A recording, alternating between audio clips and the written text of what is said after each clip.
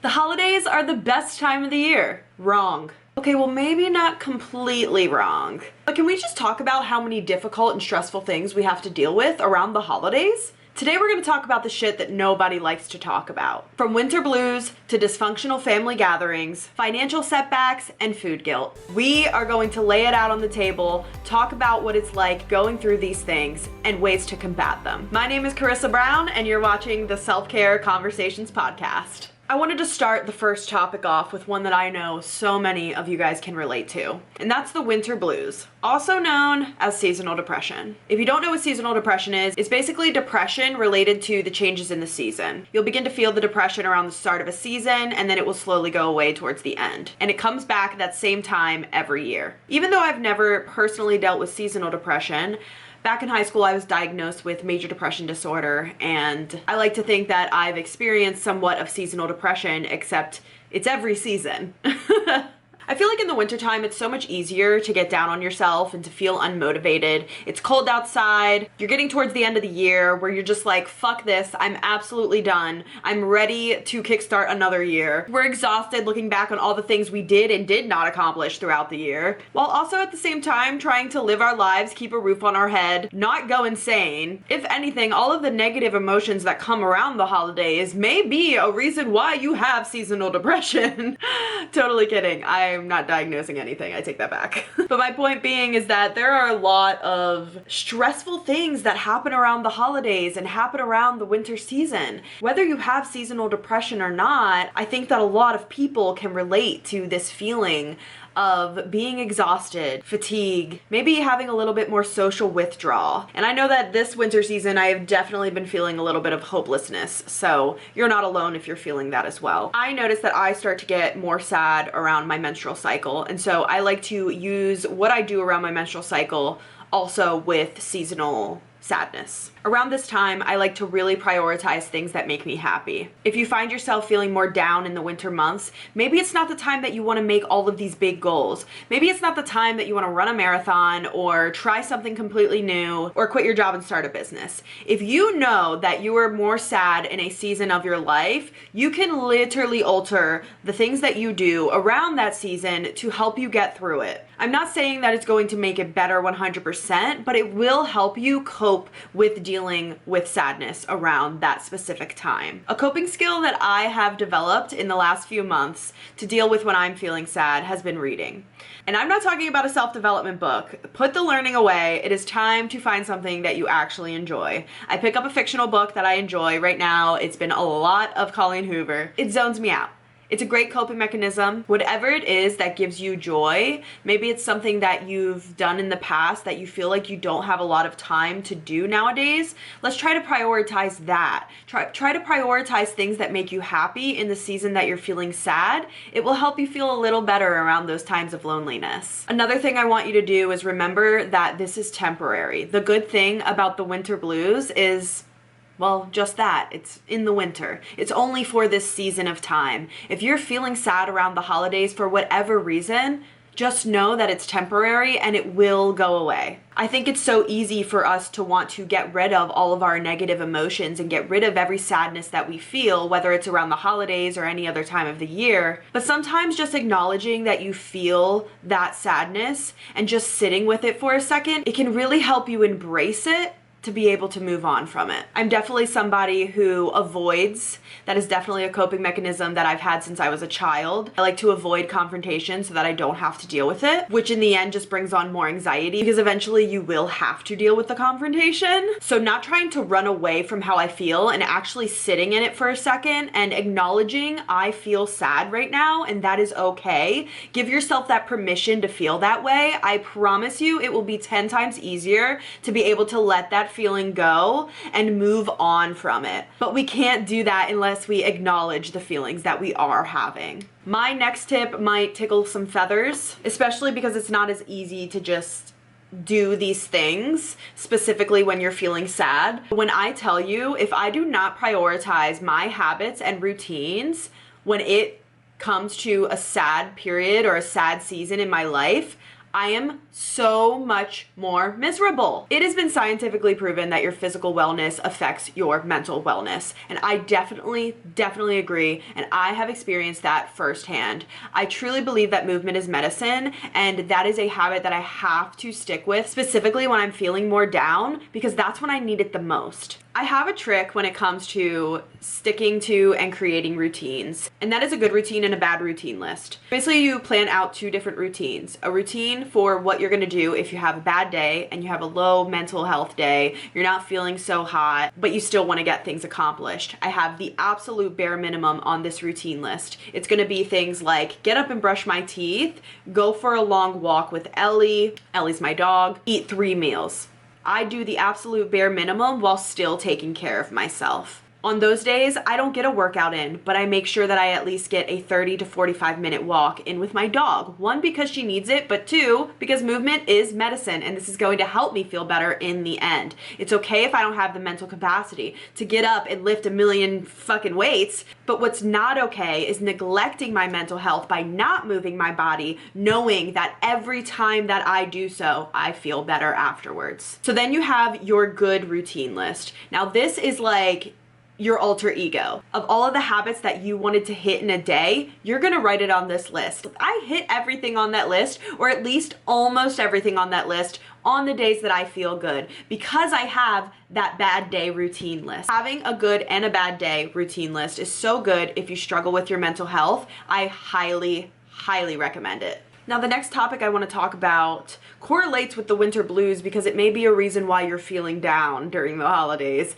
And maybe that's because you have to deal with dysfunctional family events. Having to see your family around the holidays for a lot of people can be a really great thing, and for me it's a great thing too, but it doesn't mean that it doesn't give me anxiety. It doesn't mean that it doesn't stress me out. I've had so many people tell me about how much they are not looking forward to having to see their families on the holidays. Whether that's because we have different political views, different morals, or maybe our personalities just have never mixed and you feel this obligation to be around them during the holidays. Or maybe you're the people pleaser in your family and nothing confrontational happens to you around the holidays, but everything confrontational happens around you and you feel like you just have to sit there and feel all those negative emotions. Or maybe you're in a family of narcissists where everything has to be about them, and when you see them around the holidays, it's just a competition of who can do better than each other.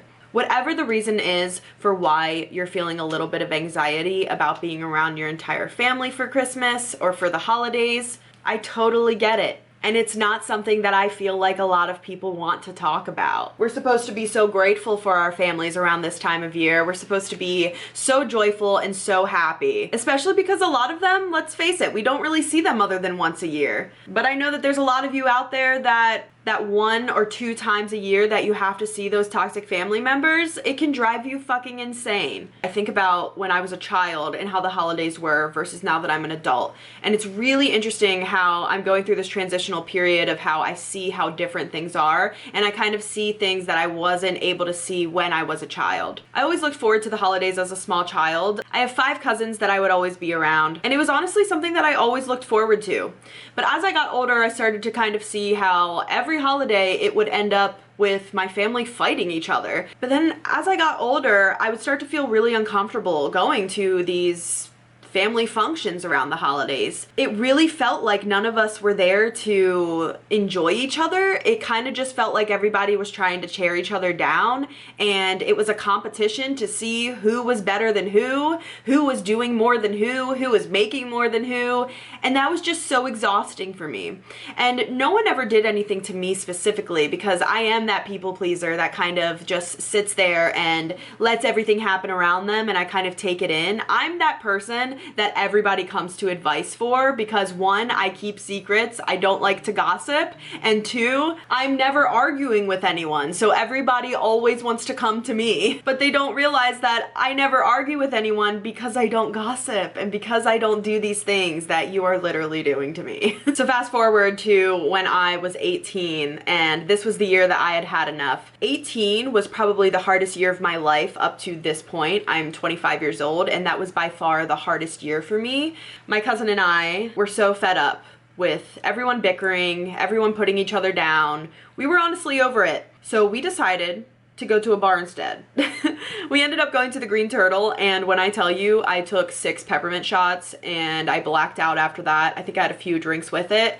And that was like the second time that I had ever blacked out, and that's when I realized how much I didn't want to ever do that again. And from that day on, I have never had another full family functioning, because looking back on it now, I'm like, girl, you were literally blacked out in a bar on Christmas. Like, is that worth my mental health suffering? Is pleasing my family and going to these family functions, is that worth me wanting to go to a bar and black out? No, it is literally not worth that. And now that I'm an adult, I can have the power and the confidence to say I don't want to go or I can't go. Now that I'm married, it's 10 times easier. And this isn't to say that I don't love my family. I actually love visiting all of my family, but I like visiting them separately because then they're not at each other's necks. So I like to visit them on their own when I can just enjoy them and we don't have to be in this like really toxic environment, you know? But I chose to protect my inner peace and I chose to protect my mental health by not showing up. So this is your reminder that if you have a choice, which most of the time, if you're an adult, you have a choice. It's just whether or not you're willing to make the right choice. If seeing certain people over the holidays gives you more anxiety than it does excitement, don't do it. Don't go. Now, I understand that everyone's situation is different.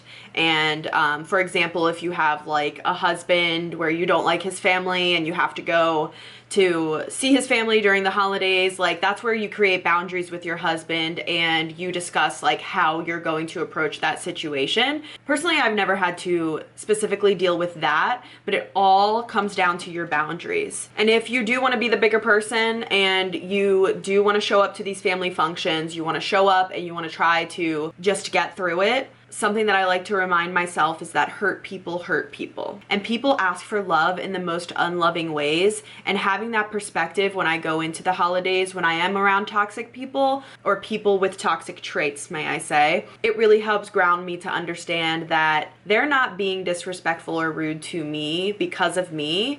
This is all their inner work that they have not done. And that's what kind of helps me brush it off my shoulder and move on, honestly. Now, something else I know a lot of us can relate to, especially if you're in your mid-20s like me, or honestly, if you just live in America right now, and that's financial setbacks around the holidays. Oh, the struggle is real. First of all, I just got married in October, and before you think that having a fall wedding is the absolute most amazing thing in the world, well, first of all, it is. It is the most amazing thing in the world. But with that being said, you will be broke. You will be so broke. And you know what comes right after an October wedding? The holidays. And you know what I didn't plan ahead on doing to save money? Buying holiday gifts months in advance, like I usually do, and it works out beautifully. But I didn't do that this year, and now I am forced to kind of have to understand and accept that I will not be gift giving this year, and that is okay. And if I am gift giving, they're very small things, because I am in this season of my life where I am shit broke, and I'm tired of feeling embarrassed about that. Like, isn't everyone poor in their mid-20s? I just had a conversation with one of my friends the other day about how much guilt and pressure that we have to feel to gift give around the holidays. And even if we buy something that's between $10 to $20, because let's face it, you can barely find anything for $5 nowadays, not even in Five Below. And if you add up 10, 20 people in your family, that is a lot of money. A lot of money that a lot of people don't have right now. My mother is the absolute best gift giver that you will ever find. She will find a way to get you a gift that is not only sentimental, but it's also like something that you didn't realize that you absolutely needed and wanted for your entire life. She's just always been such a great gift giver, and that is clearly her love language. She loves to give gifts, but something that I kind of struggled with, my love language is not giving gifts, but yet I felt this immense amount of pressure as an adult to like be an amazing gift giver like her. Like, I have to be as good of a gift giver as her. I have to make sure that I'm getting everybody everything that they want. It needs to be better than all the gifts. 2 years ago, I told Justin, this year, I'm gonna be the best person to give all the gifts. Like, everyone's gonna remember our gift because we're gonna have the best gifts to give. And now that I look back at it, I'm just like, Wow. Do you even know how many credit cards I used to get everyone all of those gifts? Do you even know how much money I didn't have to get these gifts that people probably honestly forgot about a few years later? I want you to tell me right now what your Aunt Becky got you 4 years ago on Christmas. Go. You don't remember. You do not remember, bitch. Don't tell me that you remember, because I know you don't remember. And that's what I'm saying. Why do we spend so much time and put ourselves in a financial burden to give gifts when most of the time people aren't even going to remember that you got them that gift? Not to mention, unless you're dealing with a bunch of narcissists, a DIY gift is just as good as one that you buy at the store. Maybe I want to put more time into creating gifts for my family and friends rather than money. The time is what's really going to be valued, because when you know that somebody put their time into a gift, I don't know, I just feel like that means so much more than just money. Like, you can always earn more money, but you can never get back time. And if somebody's spending the time to do something for you or to gift you something that they're putting their energy into making, I just feel like that's so much more beautiful, not only for your heart, but for your motherfucking wallet. Or you can just do the super, super mature thing that a lot of people don't do, including myself, but I'm working on it now. I'm working on it now. But you always could just tell the truth. Family and friends, please understand that I am broke as a motherfucker this year, and I will not be accepting any gifts nor giving this year. Thank you. Good night. See how easy that was? Sometimes being honest, people really appreciate that shit. If you tell them straight up, look, I don't have money to give you a gift. Please don't give me a gift. Let's just not give each other a gift. Let's give each other our presents. Let's give each other our time. Spending time together on the holidays. That's what we're gonna give each other, because I'm broke, girl. I'm broke. Just be honest.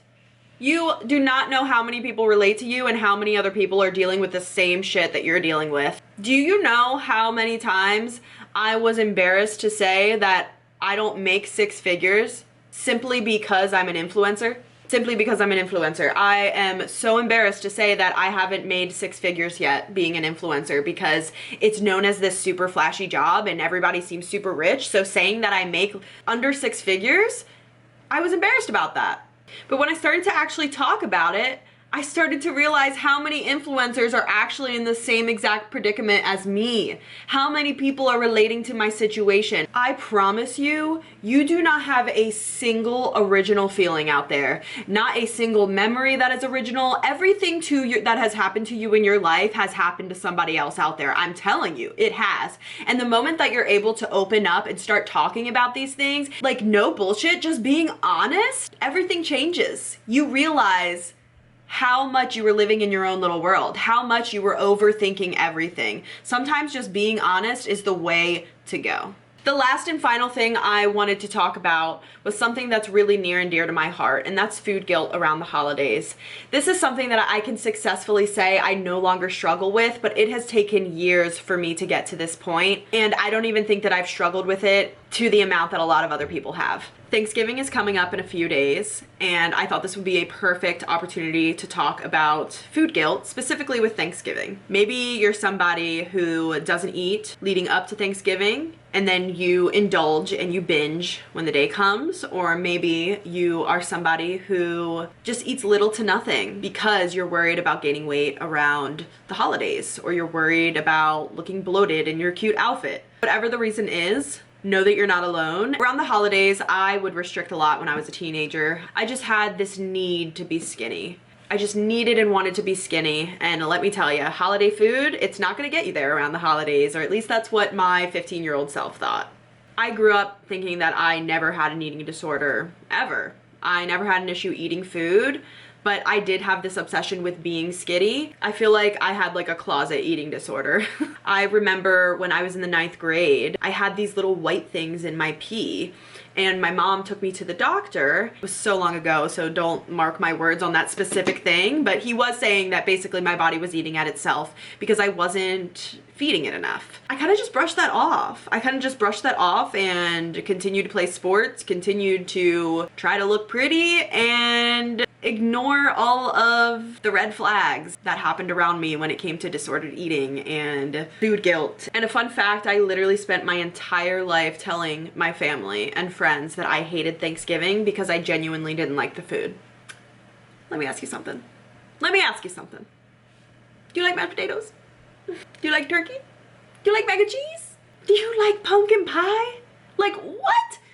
Of course I like that food. Like, what do you mean? And I had literally convinced everyone around me and myself that I actually did not like Thanksgiving dinner. But in reality, I was just forcing myself to have a very, very small amount of food because I wanted to be skinny. And I hated how I would feel bloated after eating Thanksgiving dinner and how I would want to take a nap. So instead, I just didn't. And what's really interesting is as I became an adult, the roles kind of reversed. As a teenager, I had issues with not eating around Thanksgiving. But the first 3 years of my 20s, I actually did the opposite. I had issues with binging around Thanksgiving. I wouldn't eat the night before, or I wouldn't eat the entire day before, and then I would wake up on Thanksgiving Day and I would get a Starbucks coffee, but I wouldn't eat anything until the time of the food, which was usually around like 3-4 o'clock in the afternoon. And again, I never really thought that there was an issue with doing this. And if I'm being honest with you, like there's like a 20% part of me that still has those toxic thoughts in my head. There's nothing wrong with that. Like you're gonna be consuming more calories in the later of the day. So what's wrong with not consuming any in the beginning of the day to balance it out? But it's the fact that it's one fucking day, you guys. It's the fact that it's one season. One fucking season. If we're talking about Christmas Eve, and Thanksgiving, let's add New Year's Eve and New Year's Day to that. That's 5 days out of the year. So why is there a need for me to not eat the day before? Why is there a need for me to not eat the morning of? Why do I need to do that? If it's not an issue, then why do I need to do that if it's only 5 days out of the year? And that's when I realized, okay, like I have some toxic things that I need to work through myself. Like this is how I grew up. I grew up in the 2000s where everyone was supposed to be skinny and the skinny was in, and it's so hard even now to still like get that out of my head. So honestly, keeping accountability for myself and calling myself out when I think or say toxic things, that's the first step to getting through it and getting better. So fast forward, I'm 25 and I'm so excited for Thanksgiving this year. I'm so excited for Christmas this year and all the food that comes with it. I will be eating the day before and I will be eating the breakfast of. Something else that can really help is telling yourself affirmations while you eat, reminding yourself and giving yourself permission to eat the food that you are going to eat around the holidays can really help when you're dealing with food guilt as well. The best way to really attack your issues when it comes to food guilt is to really ask yourself why you were having the guilt in the first place. 9 times out of 10, food guilt comes from mistaken beliefs about yourself, your body, and the foods that you eat. When I realized that I kind of grew up in an environment around people who really cared about their looks, and when I looked back on all the shows and movies that I used to watch where the bigger girl is always kind of the loser in the group, or never the main character, or maybe because there was no plus size or size inclusive models back in that time, when I was able to kind of look back in my life and realize why it is that I was feeling this guilt around food and my body, I was really able to kind of forgive that past version of myself and learn new healthy ways to go about the way I think about food and my body. But if you are dealing with food guilt or dysfunctional family gatherings, financial setbacks, or winter blues this season, please know that you're not alone. Holidays can honestly be tough, especially when it's supposed to be the best time of the year. But unfortunately for a lot of us, that's just not the reality. And it's okay to talk about these things, and it's okay to feel negative around this time of year. Your feelings are valid, and anybody who tells you that you're not can suck a fat one. Was that too much? I told you it was gonna be a no bullshit podcast. I was talking to a childhood friend the other day and she told me that on social media I tend to hide the like rougher side of me, so I thought this podcast would be a perfect opportunity for you guys to actually get to understand and know who I really am. But that is it for today's episode of the Self-Care Conversations podcast. Thank you so much if you have watched up to this point. Don't forget to give us a follow on YouTube, Instagram, and TikTok under Self-Care Creations Podcast. And if you want to follow me in my personal journey of life in my 20s, you can do that on Instagram, TikTok, and YouTube under Self-Care with Carissa. You can tune in to the Self-Care Conversations podcast every Monday at 9 a.m. Eastern Time. I hope you guys have an amazing Thanksgiving, and don't forget to be kind to your mind. Have a great day. Goodbye, guys.